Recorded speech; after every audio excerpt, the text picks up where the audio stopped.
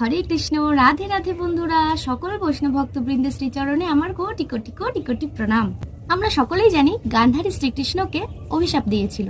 তো কেন অভিশাপ দিয়েছিল গান্ধারী শ্রীকৃষ্ণকে, আর কি অভিশাপ দিয়েছিল, আজকে আমরা সেটাই জানবো। মহাভারতে কৌরব পাণ্ডবদের সঙ্গে যুদ্ধ হওয়ার পর কৌরবদের 100 ভাই পরাজিত হলে কৌরব বংশ নিঃশেষ হয়ে যায়, এবং এই অবস্থাতে হিতাহিত জ্ঞানশূন্য হয়ে গান্ধারী শ্রীকৃষ্ণকে বলেছিলেন, তুমি ইচ্ছে করে এই কৌরব বংশের একজনকেও বাঁচিয়ে রাখলে না, তুমি চাইলেই সম্ভব হতো সবকিছু। এবং সে ক্রোধ ভরে শ্রীকৃষ্ণকে বলে, আজ কৌরব বংশের একজনও বাতি জ্বালানোর জন্য রইল না।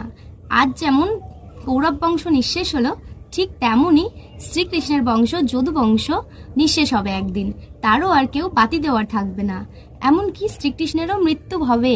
আর গান্ধারী এটাও বলে দিয়েছিল, শ্রীকৃষ্ণ যখন গাছের ডালে বসে নিজের পদযুগলকে দোলাতে থাকবে, ঠিক সেই সময় একটি ব্যাধ শ্রীকৃষ্ণের ওই পদযুগলকে মাছরাঙা ভেবে তীরবিদ্ধ করবে, এবং সেই তীরবিদ্ধতেই ভগবান শ্রীকৃষ্ণ মৃত্যুবরণ করবে।